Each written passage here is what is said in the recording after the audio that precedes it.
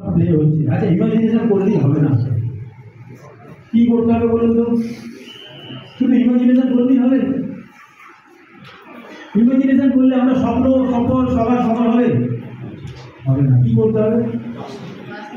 হ্যাঁ, কি করে সাকসেস পাওয়া যায়?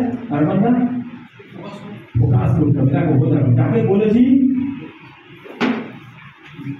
সেই কিন্তু রাইট অ্যান্সার দিয়েছে। বিগ ক্লাস করেন, ফোকাস করতে হবে। আমি যে মেডিটেশন করেছি ওটা হবে না, বসে বসে থাকলে হবে না, ওটার উপর ফুললি ফোকাস করতে হবে। ছোট্ট একটা গল্প সবাই জানি, সবাই জানি, সাকসেসের রাস্তা বলছি। হ্যাঁ, আমরা জানার পরও কেন হচ্ছে না সেটাও বলেছি। বলে দেবো আজকে আমি সবাইকে বলেছিলাম, সবাইকে ইন্ডিভিজুয়ালি ফোন করে বলেছিলাম যে আজকের টিমটা কিন্তু স্পেশাল ট্রেনিং হবে।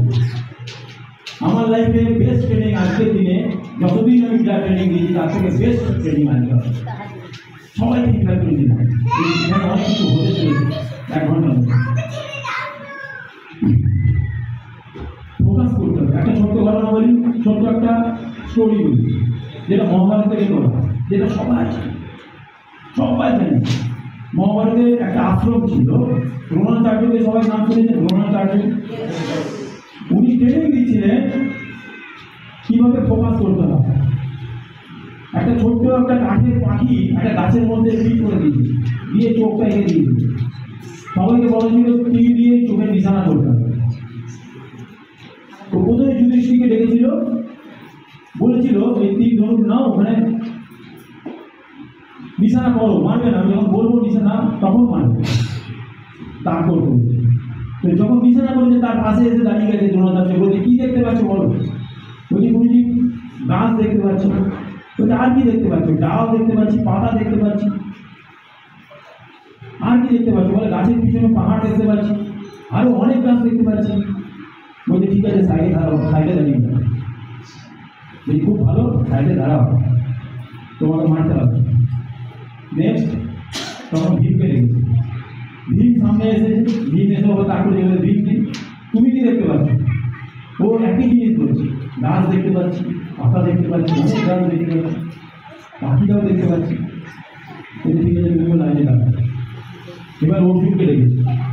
অর্জুনকে যখন তাক করতে মানে নিশানা করতে বলেছে, ও আর কোনো দিকে ও আর মুভমেন্ট করেনি, একদম নিশানা একদম টু দ্য পয়েন্ট হয়েছে, মানে স্টেবল হয়ে গেছে, ফিক্স হয়ে গেছে।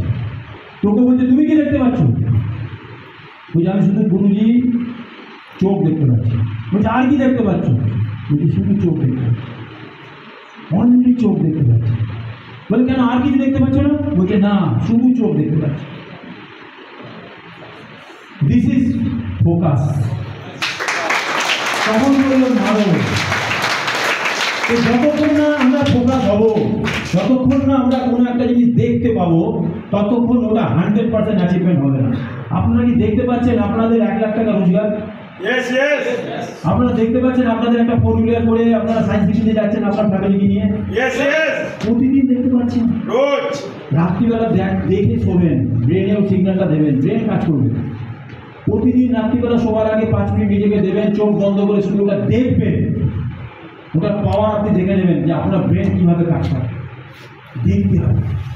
ও যেমন চোখ দেখেছিল, আজকে আমাদের ওইটা দেখতে হবে, ওইটা একদিন বাস্তবে পরিণত হবে। আমাদের ব্রেনে অনেক পাওয়ার আছে, আমরা সিগন্যালই দিচ্ছি না। এই কোথায় আমাকে ফোকাস করতে হবে? ওই ফোকাস করতে হবে, ফোকাস। একটা ম্যাগনিফাইং গ্লাস যখন আমরা সূর্যের আলোটা যখন একটা জায়গায় ফোকাস করি, তখন কি হয়? আগুন ধরে যায়। যতক্ষণ না আগুন ধরছে ততক্ষণ ফোকাস থাকতে হবে। ফোকাস করলেই হবে না, ফোকাসকে স্টে করতে হবে। আজকে আমরা দেখলাম, কাল দেখলাম, আমার নর্মাল লাইফে ব্যাক টু নর্মাল লাইফে চলে গেলাম, আমাদের প্রবলেমের দিকে চলে গেলাম। হবে ফোকাস একবার যদি করেন, কারণটা বলে দিলাম যে গুহা আমাদের চেঞ্জ করতে হবে। তাহলে ফোকাস, তারপর ফোকাস করতে হবে। কী জন্য চেঞ্জ করবো, কোথায় ফোকাস করবো, ফোকাস চেঞ্জ করলাম।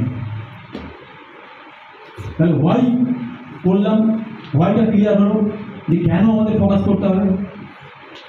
শুধু ফোকাস করলে হবে না, 3টে পার্ট আছে তার মধ্যে। 3টে পার্ট যখন আমরা করতে পারবো তাহলে কি আমাদের সাকসেস হবে। 3টে পার্টের মধ্যে আমি একটা স্টোরি বলি। 1938 আপনাদের বোরিং লাগছে না তো? কে কে ঘুমাচ্ছে? দেবটা ঘুমাচ্ছে, চোখটা বন্ধ হচ্ছে, কিন্তু হ্যাপি। আমি যারা যারা শুনছেন তাদের জন্য আমি, আর যারা ঘুমাচ্ছেন তাদের জন্য আমি যেরকম একটা রেস্ট রুম পেয়েছেন, রেস্ট করুন।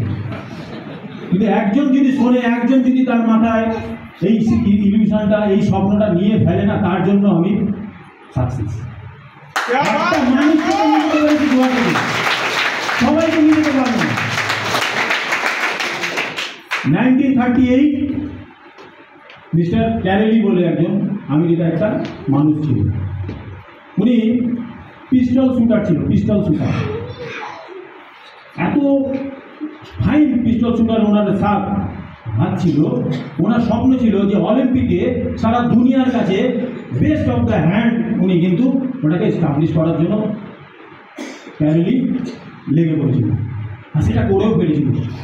যত ন্যাশনাল চ্যাম্পিয়ন ছিল ওই দেশে সব করে ফেলেছিল টপ। এবার ওনার সামনে স্বপ্ন ছিল 1940-তে গিয়ে অলিম্পিকে চ্যাম্পিয়নশিপ ধরবে, মিট করবে। তারপর কি হলো, 1938-এ ওই বছরেই উনি আর্মিতে ছিলেন। আর্মি ক্যাম্পে একটা ট্রেনিং হচ্ছিল। ওই ট্রেনিংয়ের সময় ওনার হ্যান্ড গ্রেনেড আছে না, হ্যান্ড গ্রেনেড যেটা হাত দিয়ে ছোড়ে, হ্যান্ড গ্রেনেড তার হাতে, ডান হাতে যে হাত দিয়ে তিনি শুট করতে, সে হাতটা উড়ে যায়, সে হাতটা উড়ে যায়, তার স্বপ্নটা চলে যায়। সারা দুনিয়ার লোক ওই দেশ তাকে নিয়ে